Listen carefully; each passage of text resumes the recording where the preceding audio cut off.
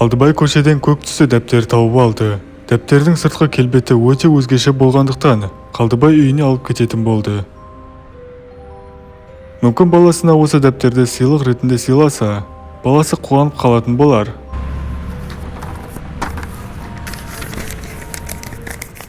Сөйтіп кеш болған кезде Қалдыбай үйіне келді де, баласына дәптерді табыстады. Солай түн болғандықтан баласы терең ұйқыға кетті. Ал Қалдыбай теледидар көру үшін жайғасып отырып алды. Кенет дәл қасында тұрған жаңағы дәптерді байқады. Және дәптерді қолына ұстап, ішінде не бар екенін көргісі келді. Ішінде бір адамдардың салынған суреттері және түсініксіз жазулар. Осы әдемі салынған суреттерді көргеннен кейін Қалдыбайдың да сурет салу шабыты ашылып кетті. Сондықтан теледидардан көрген адамның суретін және жерде жатқан мысығының суретін салып тастайды. Суреттерді салғаннан кейін ол ұйқыға кетті. Келесі күні Қалдыбай ұйқыдан өте жай оянды. Бәріне белгілі рэп жазушы бүгін белгісіз жағдайда қаза болды. Оның өлімінің себебі әлі зерттелу үстінде. Қызық екен, кеше ғана суретін салып отырған едім. Бүгін міне оның бұл өмірден кететін уақыты келіп жетті. Ажал деген қандай, ә? Сөйтіп ас үйге кірген Қалдыбай кенеттен қатты шошып кетті. Жерде оның мысығы өлі күйінде жатыр. Әке, мына дәптерге кімді салғанымды қарашы.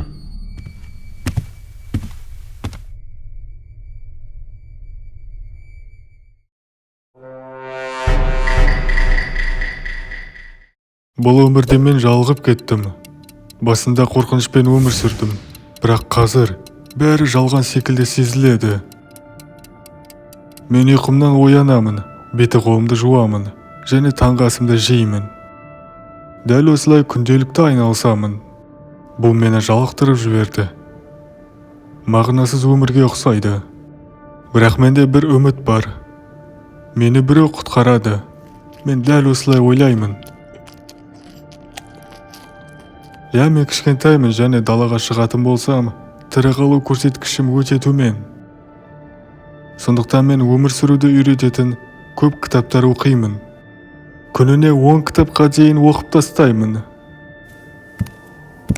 Мен далаға шықпаймын әрине, бірақ жоғары қабатқа шыға аламын. Таза ауа жұтсам болғаны. Жоғарыда ешкім жоқ, бәрі қауіпсіз. Бірақ қазір маған далаға шығу қажет секілді. Менің тағамдарым таусылып бара жатыр. Олар бітетін болса, мен аштан өлемін. Ал егерде далаға шығатын болсам, білесіздер не болатынын. Ең бастысы су бар менде. Шөлдеп жүрген жоқпын. Бірақ қарным қатты ашады. Себебі күніне тек бір мезгіл ғана тамақ жеймін. Күніне бір тағам ғана? Ал ата-анаң қайда? Деген сұрақ туындаған шығар сіздерде.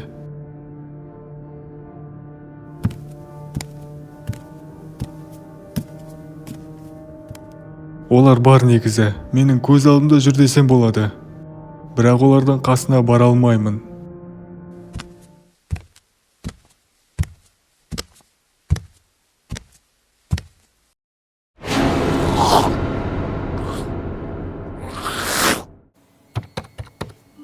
Мен тылсым күштерді зерттейтін адам ретінде көптеген біртүрлі оқиғаларды басымнан өткердім. Яғни тылсым күштермен бірнеше рет бетпе-бет келдім десем де болады. Және бүгінде маған оңай болмайтын секілді. Себебі бүгін кезекті рет орманда орын алып жатқан тылсым жағдайлардың куәсі болған ақпараттарға тап болдым. Бұл ақпараттардың айтуы бойынша ол орманда қорқынышты мақұлық өмір сүреді екен. Сондықтан мен сол жаққа баруға шешім қабылдадым. Маған сол орманға барып, не болып жатқанын білуім қажет.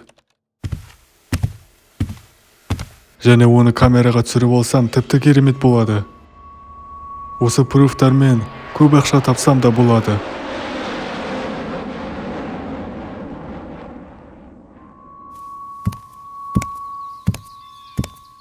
Сөйтіп ол орман белгіленген жерге келдім.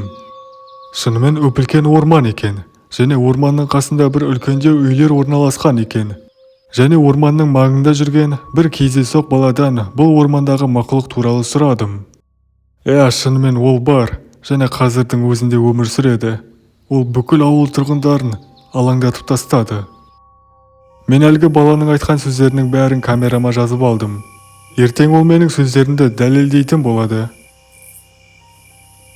Ал өзім әлгі құбыжықтан мүлдем қорқып тұрғаным жоқ. Бұл маған үйреншікті жағдай болып кетті. Бірақ бірінші түні ол құбыжықты байқамадым. Ол жоқ. Сондықтан мен айналама еттердің бөлшектерін бөліп қойып тастадым. Құбыжық еттің иісін сезіп келу қажет. Және камера орнатып қойдым. Сөйтіп екінші түні тағы ұйқыға кеттім.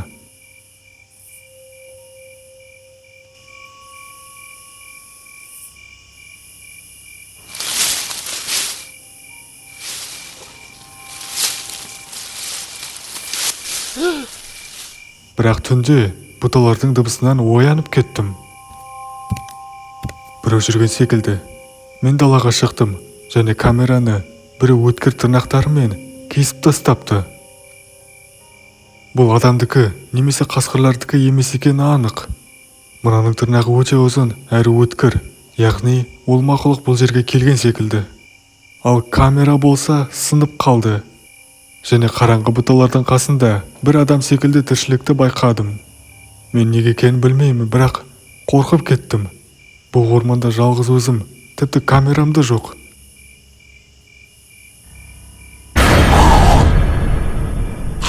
Мен сондықтан ағаштың үстіне мініп кеттім. Ағаштың үстіне ол шыға алмау қажет. Бірақ ол күтпеген жерден артымнан пайда болды. Мен қатты шошығаным соншалық. Аяғым тайып кетіп, жерге құлап кеттім.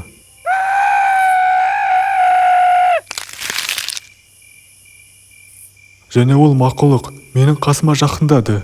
Ол өте ақылды мақұлық секілді.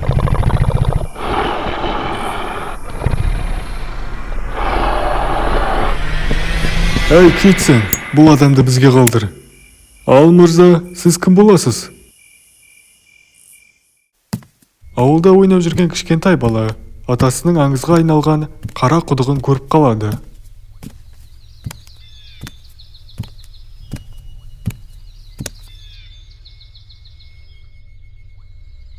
Атасы бұл қара құдықты 20 жыл бұрын жасаған екен.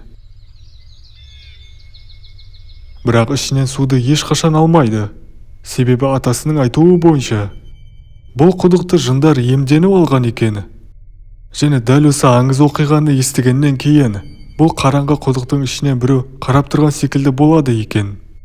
Ал атасы болса әрине, бұл құдыққа жақындаушы болма, сен кішкентайсың, деп келеді. Ал бала болса әр демалыс сайын ауылға келген сәтте бұл құдыққа қатты қызығушылық танытатын. Сөйтіп арада 15 жыл өтті. Ал бала үлкен жігітке айналса да, ауылға әр демалыс сайын келуін жалғастыра берді.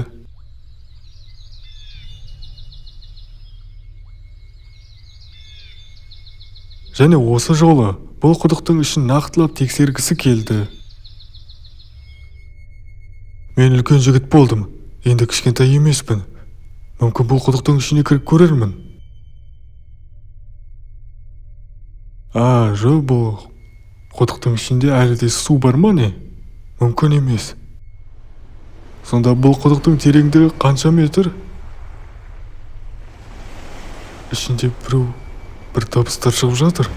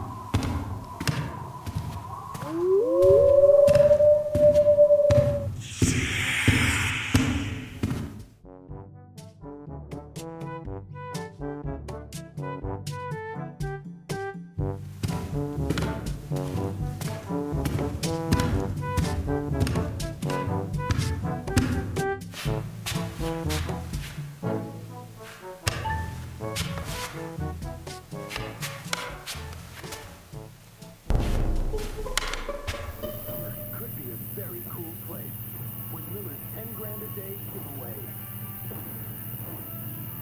We've got a lot.